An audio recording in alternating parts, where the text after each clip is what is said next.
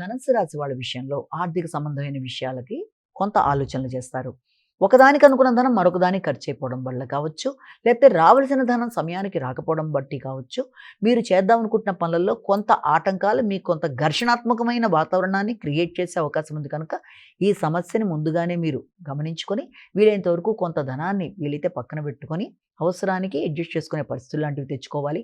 కుటుంబ సభ్యులతో గానీ, లేకపోతే ముఖ్యులతో, ఆత్మీయులతో గానీ, మాట పట్టింపులకి, అనవసరమైన భేదాభిప్రాయాలకి, ఆర్థిక సంబంధమైన చికాకులకి సంబంధించిన విషయాల మీద ఘర్షణలకి దూరంగా ఉంటూ ముందుకు వెళ్ళినట్లయితే అది చాలా వరకు అనుకూలంగా ఉంటుంది. ముఖ్యంగా మీ ఫోకస్ స్థిరాస్తులు పెంపొందించుకోవడానికి చేసే అవకాశాలు లాంటివి ఉన్నాయి.